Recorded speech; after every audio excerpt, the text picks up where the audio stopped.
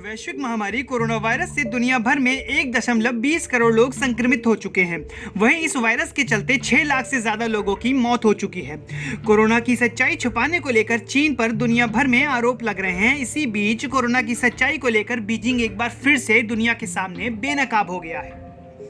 दरअसल हांगकांग से जान बचाकर अमेरिका पहुंची एक वायरोलॉजिस्ट ने खुलासा किया है कि कोविड-19 के बारे में चीन काफी पहले से ही जानता था।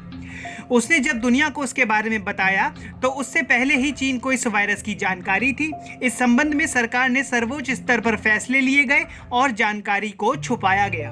एक न्यूज एजेंसी को इंटरव्यू देते हुए शुक्रवार को Hong Kong school of public health में वायरोलॉजिस्ट और इम्यूनोलॉजिस्ट की विशेषज्ञ ली मेंग यान ने कुछ बड़े खुलासे किए हैं।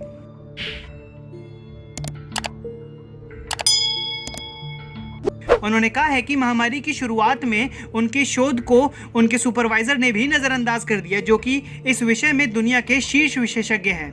उनका मानना था कि उनके शोध से लोगों की जान को बचाया जा सकता है। यान ने साक्षात्कार में यह भी बताया है कि कोविड-19 पर अध्ययन करने वाली दुनिया के पहले कुछ विशेषज्ञों में से वो एक हैं।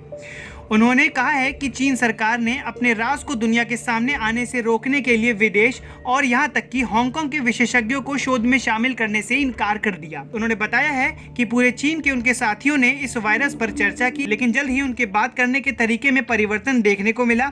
शायद ये उन पर चीन सरकार का दबाव था। यान ने कहा है कि जो शोधकर्ता कल तक खुलकर वायरस पर चर्चा कर रहे थे, अचानक से उन्हें चुप कर दिया गया। वुहान के डॉक्टर और शोधकर्ताओं ने इस विषय पर चुप्पी साध ली और दूसरे को चेतावनी दी गई कि उस संबंध में कोई भी जानकारी न मांगी जाए। आगे चलकर वुहान इस वायरस का केंद्र बनकर उभरा।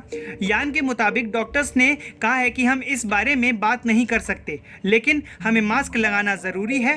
उनके सूत्रों के मुताबिक इसके बाद मानव से मानव संक्रमण तेजी से बढ़ने लगेगा। इस घटना के बाद यान ने हांगकांग छोड़ने का फैसला कर लिया।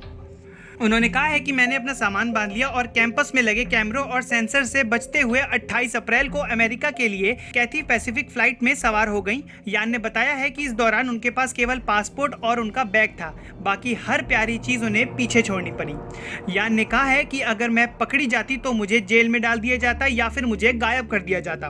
उन्होंने कहा है कि चीन की सरकार उनकी प्रतिष्ठा को धूमिल करने की कोशिश कर रही है और कम्युनिस्ट पार्टी उन्हें चुप करने के लिए साइबर हमले कर रही है।